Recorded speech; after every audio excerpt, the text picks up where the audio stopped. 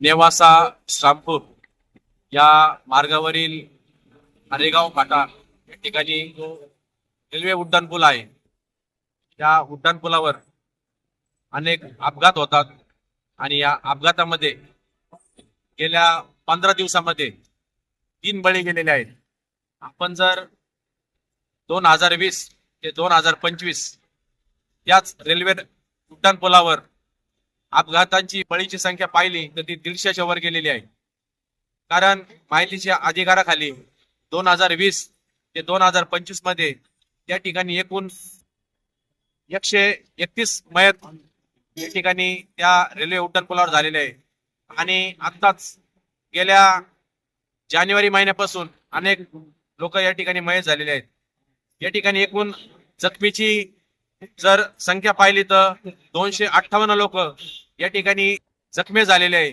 असा हा मौत का कुवा म्हणून या ठिकाणी हा रेल्वेचा उड्डाणपूल झालेला आहे. या उड्डाणपुलाकडं या ठिकाणी आमदार असेल, खासदार असेल, मंत्री असतील, या सर्वांनी दुर्लक्ष केलेले आहे. आपल्या केंद्रामध्ये नितीन गडकरी साहेब एक कार्यक्षम मंत्री म्हणून आपण त्यांच्याकडे पाहतो आणि त्या कार्यक्षम मंत्र्याकडे या ठिकाणी आमदार, खासदार, मंत्री किंवा या ठिकाणचं जे प्रशासन आहे यांनी कुठल्याही प्रकारचा या ठिकाणी प्रस्ताव या उड्डाणपुलामार्फत दिलेला नाही. स्वर्गवासी जयंतराव ससाणे साहेबांनी या ठिकाणी दत्तनगर पासून तर हरेगाव फाटापर्यंत या ठिकाणी रिंग रोड टाकलेला होता. त्या रिंग रोडचं काय झालं हे देखील अद्याप कळलेलं नाही.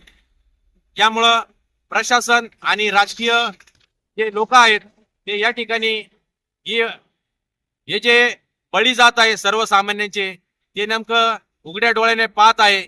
या ठिकाणी गेंड्याच्या कातडीचे लोक या ठिकाणी राजकीय लोक आहेत का असा माझा त्यांना सवाल आहे. या ठिकाणी आमचे मित्र हनीफ भाई आणि बाळासाहेब बागुल या ठिकाणी हा उड्डाणपूल त्वरित झाला पाहिजे यासाठी या ठिकाणी उपोषणाला बसलेले आहे. माझा या ठिकाणी त्यांना जाहीर असा पाठिंबा या ठिकाणी मी देत आहे. त्याचप्रमाणे लवकरात लवकर हा उड्डाणपूल झाला पाहिजे अशी या ठिकाणी मागणी करतो. अन्यथा यानंतर या ठिकाणी उग्र स्वरूपाचे आंदोलन पुढील काळामध्ये या ठिकाणी छेडले जाईल अशी आपल्या प्रसिद्ध माध्यमाद्वारे या ठिकाणी माहिती देतो.